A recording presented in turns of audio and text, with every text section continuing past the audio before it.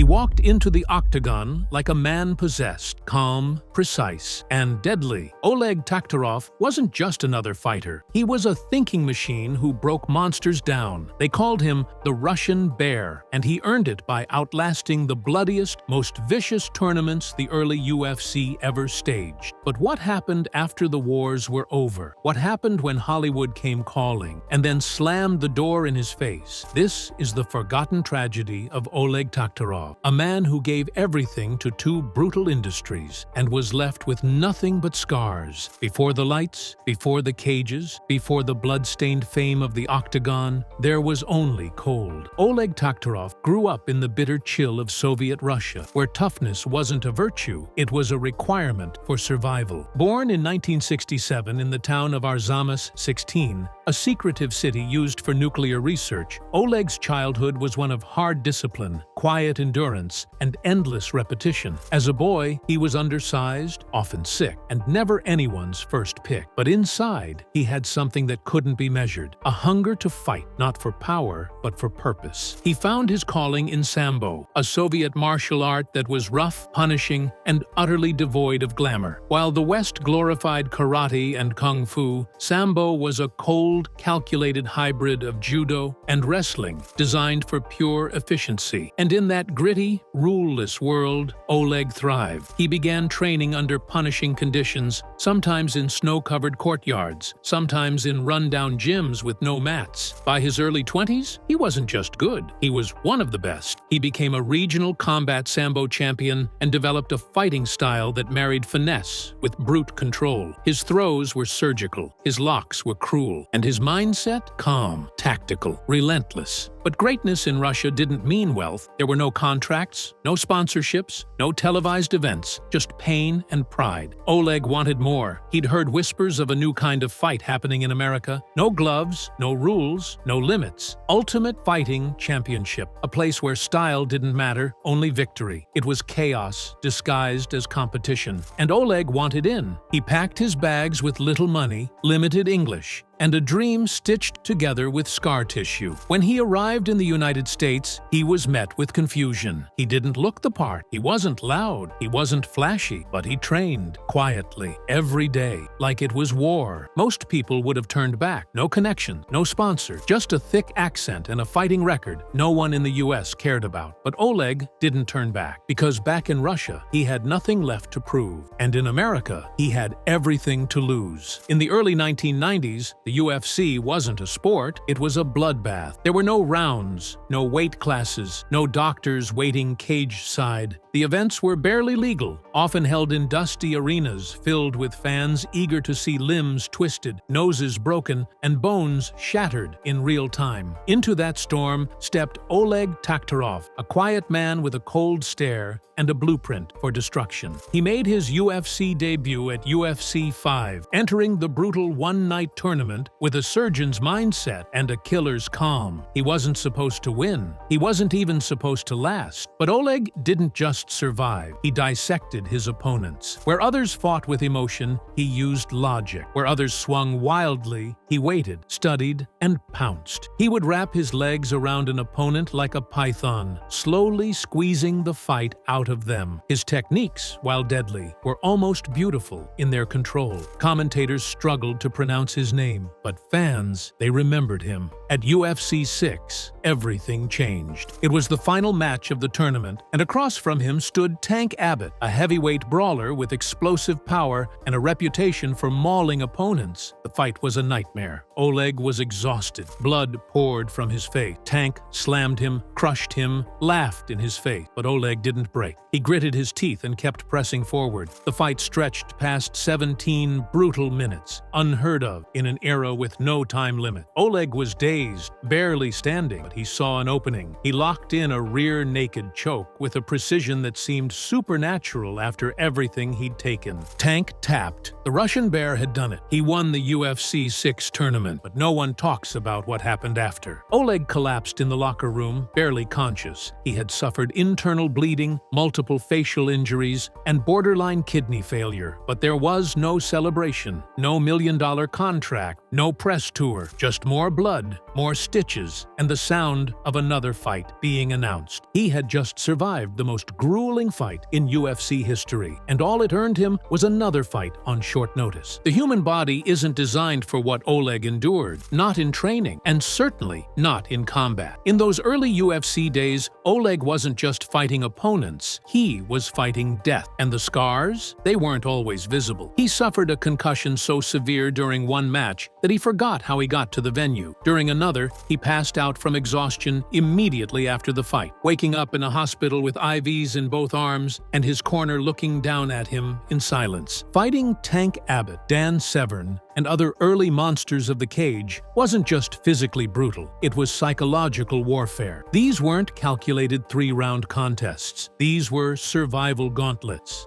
And Oleg's style, technical and ground-based, meant he often absorbed punishing strikes to get close enough to clinch or submit. He didn't dance around the edges. He stepped into fire over and over again. But even as the wins stacked up, the damage was mounting. He began experiencing chronic migraines, vision problems, and sharp pain in his joints. And yet, he kept fighting, not for legacy, not even for money, because there wasn't much, but because he didn't know any other way to prove himself. Fighting was how he translated his soul to the world. Every takedown, every choke, every punch absorbed. It was communication. Still, the cost was becoming unbearable. In a later match, after the UFC had implemented some rules and gloves, Oleg fought with cracked ribs and a torn ligament in his knee. He didn't pull out. He never pulled out. Afterward, he admitted he couldn't remember entire rounds of the fight, but he remembered the pain afterward. And yet, the fans never saw that. All they saw was the Russian bear, calm, precise, dominant. No one saw the man lying in a dark room days later, unable to stand without assistance. The truth was clear. He had defeated monsters, but inside, the war was only beginning. When the lights of the cage began to dim, another spotlight found Oleg, Hollywood, the land of illusion. The same country that had watched him choke monsters into unconsciousness was now inviting him to audition, not as a hero, not as a champion, but as a villain, a thug, a nameless Russian henchman. Still bleeding from his last fights, Oleg entered this new world the only way he knew how, calm, collected, and quietly determined. His first roles were barely more than walk-ons. He was cast in Air Force One as a nameless commando, then again in 15 Minutes, and Predators. Always the enforcer, the heavy, the foreign threat. He had the look, intimidating, stone-faced, stoic. But the lines they gave him, they were few, usually just accented threats or physical growls. Hollywood didn't care that he was a champion. They cared that he looked dangerous. For a while, it worked. Oleg took the gigs. He played the parts. He was invited onto sets with stars like Robert De Niro, Arnold Schwarzenegger, and Harrison Ford. But beneath it all, the same question lingered. Would they still be shaking my hand if they knew how I really got here? He was trading one brutal arena for another, only this one smiled while it crushed you. He tried to fight against the stereotype. He took English lessons. He wrote his own screenplays. He tried to get more nuanced roles, ones that showed his intelligence, his soul. But Hollywood wasn't interested in layers. They wanted caricatures. They wanted the Russian. And the real Oleg was far too complex for that box. So he nodded. He played the game. He wore the costume. But the truth was eating him alive. The Octagon had taken his body. Now Hollywood was trying to take his identity. At first, the rejection was subtle, a missed callback, a role that mysteriously disappeared, a director who suddenly stopped taking his calls. But slowly, it became clearer. Oleg Taktarov was being pushed out, and it wasn't just because of his typecasting, it was because he refused to play the part off-camera too. In interviews, Oleg was brutally honest. He called out the phoniness of Hollywood, the egos, the manipulation, the way actors would talk big on set but cower in real life. You know, he once said, in fighting, people show you who they are in 5 minutes. In Hollywood,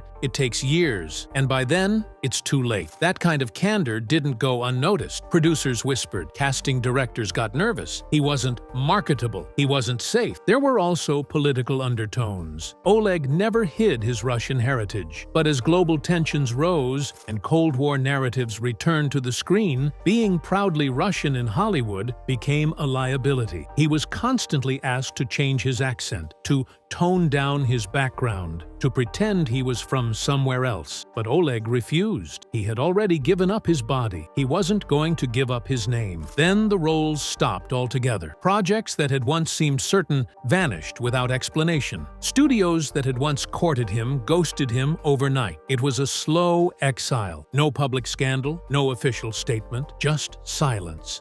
By the early 2000s and 10s, Oleg had effectively disappeared from American cinema. He would land an occasional indie role or foreign film, but the calls from major studios had dried up, and with them, so did the illusion that Hollywood had ever respected him. He had traded blood for dialogue, and all they saw was another body to throw in the background. After years of rejection, Oleg returned to Russia, hoping for a hero's welcome. He had fought for the country's honor on American soil. He had represented their martial arts on the global stage. He had crossed into film, something few athletes had ever managed. He thought the motherland would embrace him, but when he came home, he found coldness. In Russia, Oleg was seen as the American, the one who left, the one who'd spoken English in movies, who'd praised American fighting organizations. The MMA scene in Russia had moved on. New stars, new promotions, younger champions with social media followings and sponsorships. They didn't care about the man who'd laid the groundwork. They wanted spectacle, not history. Oleg tried to contribute. He opened training seminars. He offered to mentor young fighters. He tried to promote his experience as a bridge between cultures. But doors didn't open. Fighters saw him as outdated. Promoters saw him as a liability. And when he tried to make a political or cultural statement, he was swiftly silenced or sidelined. Even in the Russian film industry, he was viewed as a curiosity, someone to play bit parts, but never as a lead. He was too Western for the purists, too Russian for the progressives. And in that strange in-between space, Oleg found himself completely isolated. For a man who had once stood at the center of two brutal worlds, fighting and film, he now stood alone.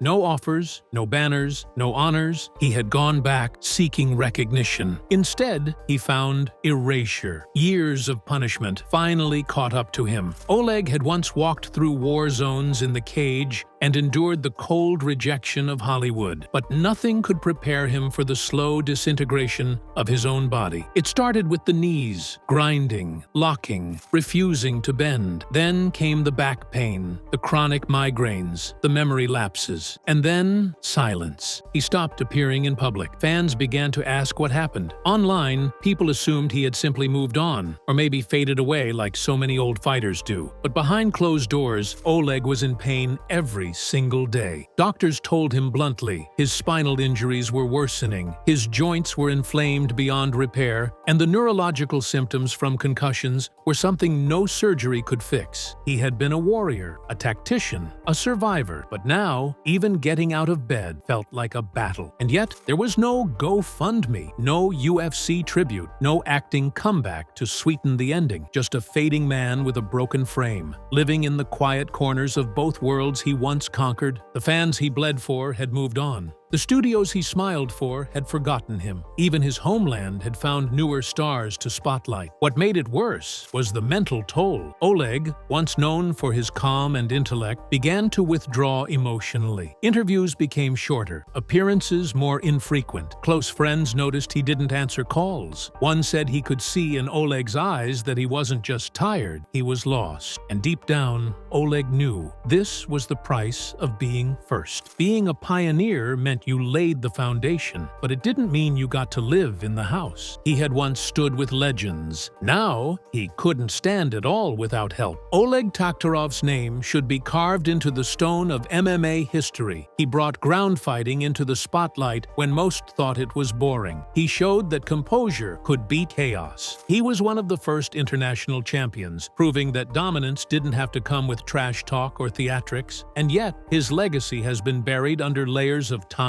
politics, and selective memory. The UFC rarely acknowledges him. He's not in the Hall of Fame. He's not brought in for commentary. There are no documentaries from the company that shaped its early days around fighters like him. While others from his era are celebrated with highlight reels and appearances, Oleg is treated like a footnote, a forgotten pioneer whose contributions are known only by die-hard fans and historians. He tried to tell his story. In multiple interviews over the years, Oleg Oleg hinted at a bigger picture, how MMA had become more about entertainment than art, how fighters were being pushed to sell themselves instead of refining their craft, and how the very soul of the sport had shifted away from everything he'd once fought for. But few listened. The machine moved too fast. There was always a newer, louder name to focus on. In Russia, his story fared no better. He was never given the national honors that others received, no state recognition, no legacy medals. His role in spreading Sambo and Russian martial arts across the globe was ignored in favor of newer champions who benefited from the groundwork he laid. Oleg Taktarov built bridges, but no one walked back across them to thank him. And so he remained in the shadows, watching a sport he helped build forget him, watching an industry he tried to break into erase him, and wondering if all the pain had meant anything at all. But here's the thing about fighters like Oleg Taktarov. Even when everything else breaks, the spirit doesn't. His body may be weakened, his legacy may be overlooked, but inside, the fire that once made him a champion still flickers. In rare moments, quiet podcasts, guest seminars, intimate interviews, you can still see glimpses of the Russian bear. He smiles when recalling the Tank Abbott fight. He talks warmly about training younger fighters. He still believes in discipline, in philosophy, in the beauty of strategy over brute force. And despite all that's been taken from him, his health, his spotlight, his platform, Oleg hasn't lashed out. He hasn't sued the UFC. He hasn't ranted online. He hasn't begged for attention. He simply endures, the same way he always has, with calm, with pride, with pain. That's what separates him. Oleg once said, "The fight doesn't end when the referee stops it. The real fight is what happens afterward." And he's right. For some, the real challenge is post-fame, post-fight, when the crowd is gone, when the camera stops rolling, when there's nothing left to prove, and still something inside that needs to be heard. Oleg Taktarov may never get his big tribute. His walkout music may never play again. But if you listen carefully, in the silence of history, you can still hear it. The echo of a fighter who gave everything and asked for nothing. He didn't just fight monsters, he fought time. And in the end, he lost to neither. There was never a retirement press conference, no final bout with gloves laid in the center of the cage, no farewell documentary narrated by Dana White, or a string of farewell interviews on ESPN. Oleg Taktarov simply disappeared from the fight game the way he entered it, quietly, stoically, and without fanfare. And maybe that's the part that hurts the most. This man didn't just survive the early UFC, he helped define it. In an era where rules were few, gloves were optional, and outcomes were unpredictable, Oleg stepped in with a cerebral calm and fought like a man possessed. He wasn't a brawler, he wasn't a showman, he was a craftsman. Each movement, each submission attempt, each defensive posture was calculated. He turned violence into logic. That alone should have made him a legend. But legends are rarely recognized in real time. And Oleg didn't play the game of self-promotion. He didn't dye his hair, wear a mouthguard with slogans, or trash talk on social media. He was a relic of an older time, when you let your fists speak for you, and when you won, you bowed, not barked. Maybe that's why his story slipped through the cracks. Because he didn't scream loud enough, because he didn't fit the algorithm, because he never sold himself as anything other than what he was, a fighter with a soul. Today, Oleg lives away from the spotlight. His health is fragile. His phone rarely rings for appearances. But if you were to sit down with him now, just you and him, he wouldn't complain. He wouldn't whine about what was lost or how he was treated. He would tell you stories about the old days, about discipline, about staying calm under pressure, about what it means to be a man who walks through fire and never flinches. Because in the end, the story of Oleg Taktarov isn't just a story about a fighter. It's a story about what happens to people who refuse to be anything but themselves in a world that demands a mask. He didn't win every fight. He didn't get every role, but he never gave up the one thing that mattered, his identity. And maybe that's the real victory no one talks about, the quiet kind, the kind that endures long after the crowd is gone.